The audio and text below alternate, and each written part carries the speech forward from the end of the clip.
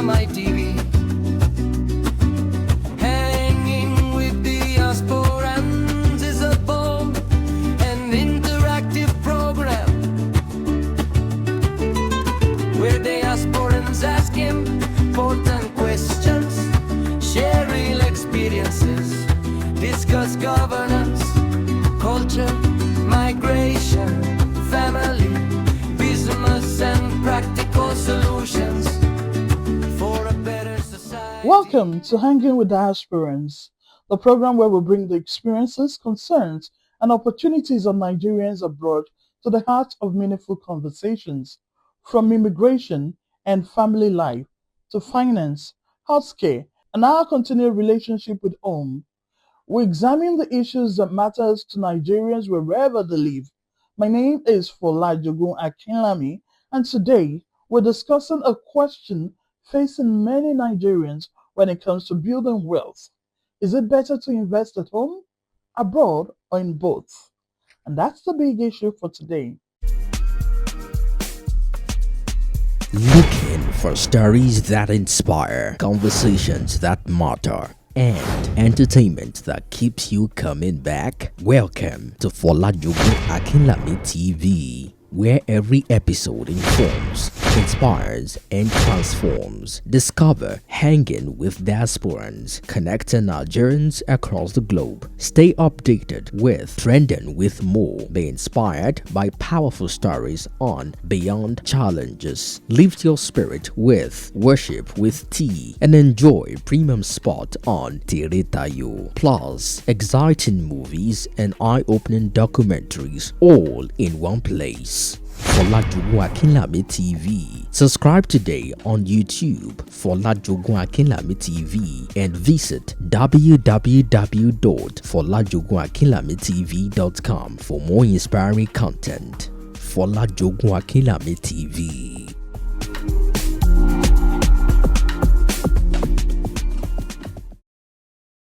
Financial literacy among Nigerians is growing, and more people now understand the importance of making their money work for them. However, knowing when and how to invest remains a major challenge. Nigeria offers opportunities in property, government, bonds, stock, and businesses, but inflation, insecurity, currency instability, and fraud continue to worry investors. Developed markets such as the UK may offer greater stability and regulation, but investors may also contend with high property prices, taxes, mortgage rate, and lower returns in certain sectors. So, is investing in Nigeria today truly too risky? Is building wealth abroad automatically safer, or is carefully diversified portfolio across both markets the wiser approach? And that is our big issue today. Joining me today is Dr. Emmanuel Ajibola Awolowo, a UK-based GP partner, financial analyst, investment enthusiast, and a seasonal investor with nearly 2 decades of experience. He specializes in the Nigerian capital markets, government bonds, and UK real estate. He's also the creator of the Value Nigeria podcast, an author of widely read financial columns, and a passionate advocate for financial literacy. Dr. Ajibola Awolowo, welcome to Hanging with Diasporans. Right for hanging with Diasporans on Folajogun Akinlami TV. Hanging with Diasporans, a bold and interactive program where Diasporans. All right, thank you so much for joining us on Hanging Out with Diasporans. I'm glad you can make out the time for us despite short notice. Now, let's begin with the basics. What does investment really mean?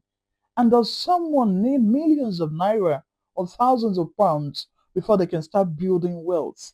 Well, that's a very, very good point to start the conversation from. First, I would just like to say thank you for having me on the show. It's a big pleasure being here. I've seen a few snippets of your show, so thumbs up. Keep the good work up. Thank you so much. Thank you. The next thing I'm going to say is that unfortunately, I'm not a financial professional, so I'm not trained in finance. I don't have certifications per se. So everything I'll be saying and sharing will be from a personal perspective, from my personal experience. That's good. Your listeners should probably not take all of this, hook, line, and sinker. They need to understand that they need to speak with their own finance advisor to implement some of the things that we'll be talking about. However, when we talk about investments, so investments just entails you deferring, your spending power today. So you have some financial assets today, or you have some financial, backing today. You could choose to do whatever you want to do with those finances: buy a new car, buy a new house, marry a new wife, as some people in our custom do. I do, Then yeah. yeah, so you choose not to do those things, but to use that finances, that money, even to put it in a venture that can yield profit in future. That's basically all that investment is. So you could choose to invest in yourself, go to school, get a new qualification so you can get a better job, earn a better salary. That's investing in yourself. You could choose to open a business, rent a shop, stock it up, start selling, mark up the prices of your goods and services. That's also investing. Or you could choose to, buy shares, buy bonds, buy a house and rent it out. So whatever form or shape it takes, you could be buying Bitcoin, whatever it is. All investment just means is that you have some financial power today, and rather than spending it on, daily needs, you are spending it on an asset that has the promise of yielding a profit in future, and then living off that profit and or growing it. That's basically all that investment is. All right. And do you need millions of naira to do this?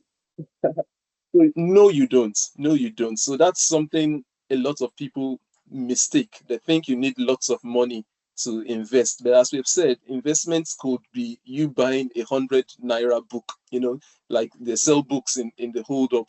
You see a book and you buy a book and that book improves your life. That's an investment. So you don't need millions of naira. It depends on whatever you're investing in. Investing in stocks and shares, on the Nigerian Stock Exchange, the NGX, I think with a minimum of 50,000 or even less, you can open a brokerage account. Or anything you want to do, you can invest with much smaller sums of money. You don't need a big sum. I personally started investing in 2006, and I opened a brokerage account with just 7,500 naira. That it's not a big sum, as at then it probably was just my maybe 2 months of savings. But even today, you don't even need that much. With 10,000, 20,000, you can open a brokerage account, you can start investing. All right. If I may ask, how far has that investment gone today from 2006 to now? Oh, it's funny that you asked that question. So the first investment I ever made was in 2006 or 7, and that was buying Transcorp public offer. It was sold at 7 naira 50 kobo back then, and it dropped dramatically. It almost became worthless. However, for me, the biggest education from that experience wasn't from the shares that I bought, because I only bought 1,000 units, 7,000 price. But the fact that I got started investing, that's the big lesson for me. And most people, that's where the dreams of most people end. Most people find it difficult to actually start. Starting is the most difficult part. So if you can get started, whichever way you can get started, get started. Nigeria traditionally considered land and property their safest investments. Is real estate still the best option? And what costly mistakes should investors avoid when buying property in Nigeria? Another caveat, so real estate investing in the Nigerian space is not something I actively do. However, you've asked for, my personal opinion. Um, Real estate in Nigeria, unfortunately, you need a lot of capital to invest in real estate in Nigeria. Remember, we started at the start, we said you don't need a big amount of capital. However, except if you want to buy a land or buy a property that is in the jungle somewhere in one unknown local government somewhere, you will need a sizable amount of money to start with real estate. The mistakes that I think people make with real estate investing is that it's most usually an emotional purchase. So when people buy a house, it's because they want to be able to say, "Oh, I have a house now. I'm no longer paying a landlord, rent." That same amount of money, say you buy a house for, let's assume you buy a house for 1 million naira. What's the return that you're getting on that 1 million naira? Well, you're not paying rent, which is good. How much is the value of that house going up? How about the bills for maintaining that house? You need to pay power bills. If there's anything wrong with the house, you need to repair. If the roof leaks, you need to repair. At the end of the day, you ask yourself, what's the return that you're making on that house? If you had put that 1 million naira into another form of investment, you probably would be better off, making with the returns you make from that other investment, which will then cover for your rent. So a mistake that most people make is that real estate in Nigeria, it's most times an emotional purchase. There is no mortgage. There's the mortgage industry in Nigeria is not that well developed. So they are committing a large sum of money to buying an asset that is fixed, that does not yield much of an income, and will be taking money out of your pocket. So in that sense, most people will be better sitting down, doing a calculation, determining if their money will be better, utilized in other investments, such as in stocks or shares or buying bonds or stuff like that. So people should just be going into real estate. You are committing a large into an asset that might not yield much, except the emotional benefit of knowing that you own it and you're not paying the rent. How much should inflation, currency depreciation, insecurity, and naira to pound or dollar exchange rate influence someone's decision to invest in Nigeria? For someone who lives abroad, for a diasporan who earns in foreign currency, and then that means you're earning in foreign currency, you're then exchanging that money for the local currency to invest in naira assets. You need to sit down and think about devaluation. So this is something that I have personally experienced. At the time I moved to the UK a couple of years ago. At the time I, started moving funds from the UK back to naira to invest in, the exchange rate at that time when I started was about 500 naira to a pound. So say I invested £1,000. I bought assets worth 500,000 naira.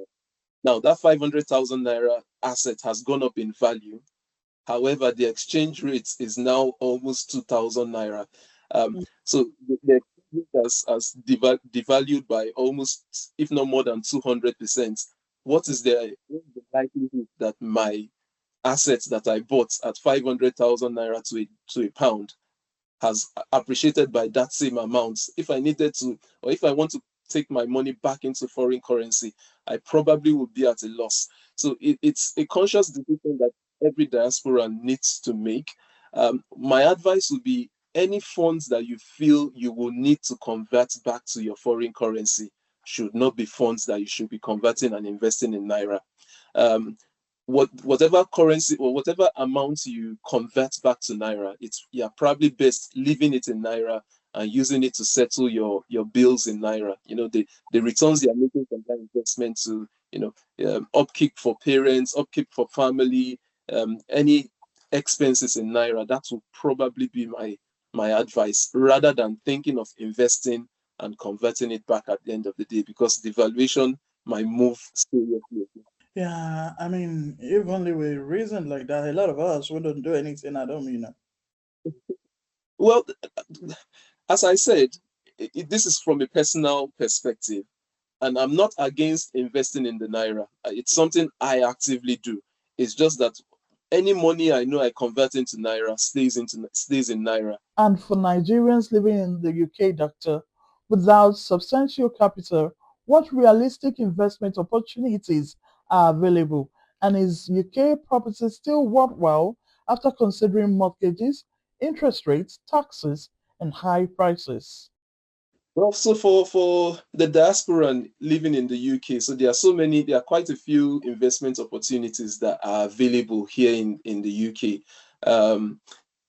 Depending on the amount of funds that you have, no matter the amount of funds, you can open a brokerage account and trade in stocks. The S&P 500, the FTSE 100, the FTSE 250. So those are all things that no matter the amount you have, £50, £100, you can put that into such an account every month. So having a little amount of funds will not be a hindrance towards investing. Now, with regards, there are other kinds of investments. So there are what we call mutual funds, where if you have your fund, you might not be able to go the whole 9 yards on your own. Say you have £3,000. That's not enough for you to buy a house. However, you could invest in things that are called REITs, so real estate investment trusts, where they pull funds from various people and then use that funds to buy a house, and then you can get some returns. Or you could give that money to a fund manager. So there are so many fund managers here that will then manage the funds and give you a returns. With every investment, there's always the possibility of loss. So you need to be conscious of that risk. And we're talking about real estate here in the UK. So yes, it depends on the area where you buy the real estate in. Take it, for example, like the average property in London, say a 2-bedroom house in London, probably goes for close to £500,000. That's a lot of money. How much are you going to get on rent for that? Possibly less than £2,500 per month. Your mortgage is probably going to be times 2 of that. Yeah. So if you're trying to do real estate investment in some areas, it simply doesn't work, like in London, because you are going to be in debt every month. However, in other parts of the country, real estate is beautiful. So if you move up north in the UK, property prices are cheaper. So an average 2-bedroom house, in the north would cost you probably between 90,000 and £100,000 or £110,000 thereabouts. And the rental yield is very good. You can rent out that same property, for £700, £800 a month, which definitely covers the mortgage and still leaves some money in your pocket at the end of the day. So at the end of the day, real estate can work. It only just depends on the area of focus. If you focus on capital cities and popular places, you will struggle.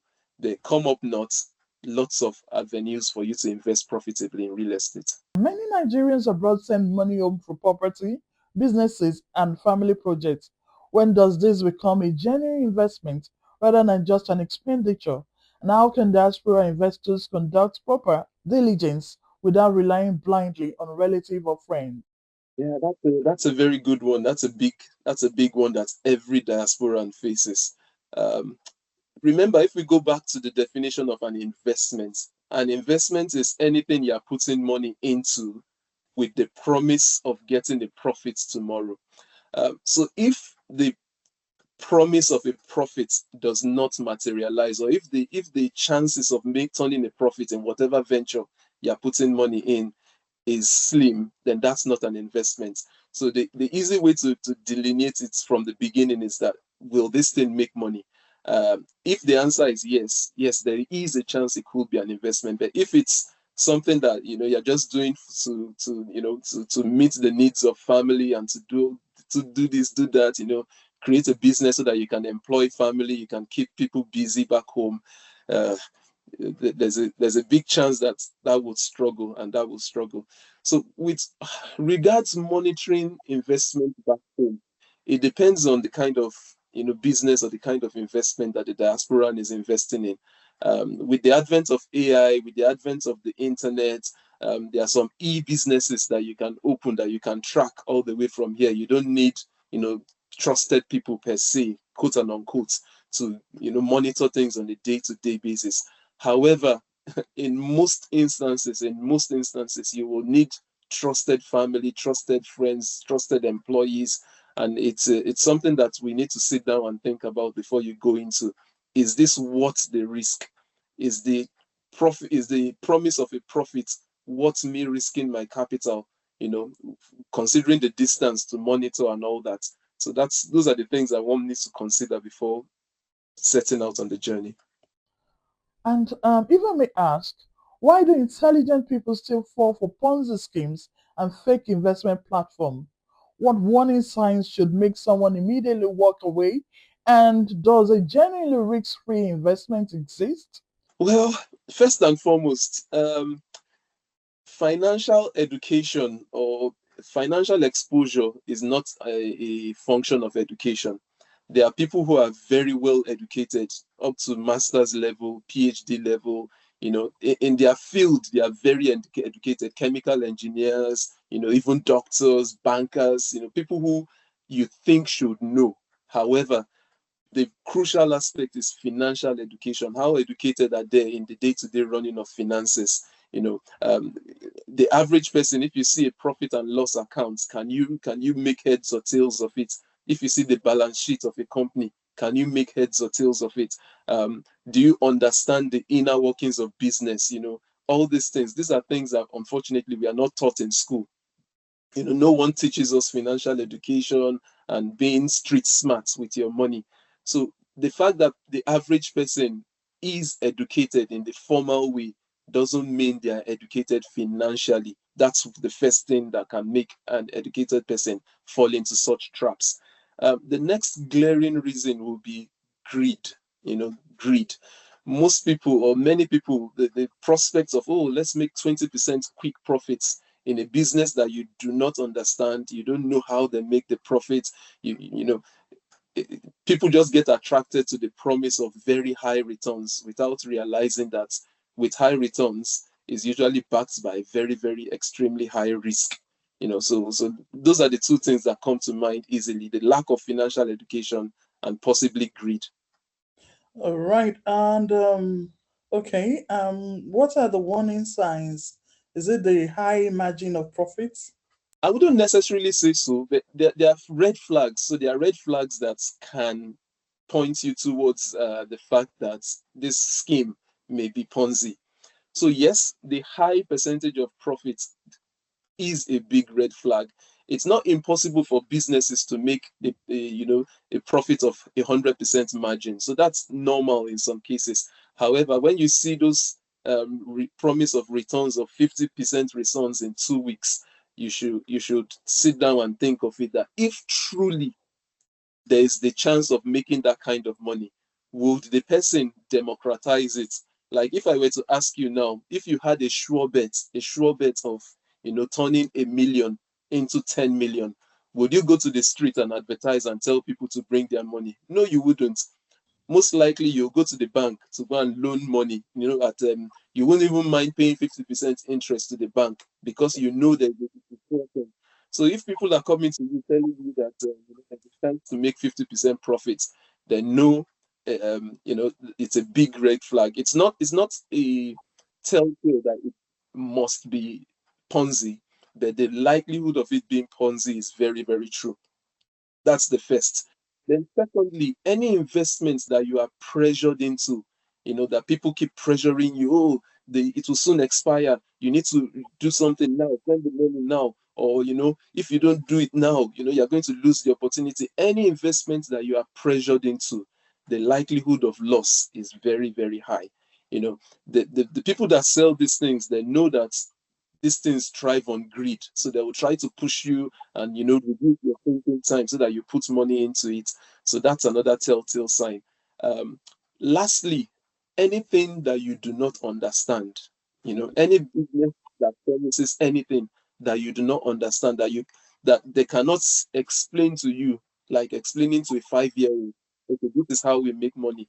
We buy biros at 5 naira, we sell it at 10 naira, the profit is 5 naira, and then we split that. Anything that they can't explain to you in simple terms, that is easy for you to understand, please run. All right. Thank you so much, Dr. Awolowo. Finally, what financial lessons should every Nigerian learn by the age of 30? For someone who has never invested before, what practical first steps should they take tomorrow or in the nearest future?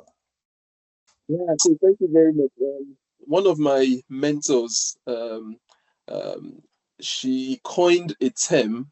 It's called ESI. ESI is like an acronym. E stands for N, S stands for save, and I stands for invest.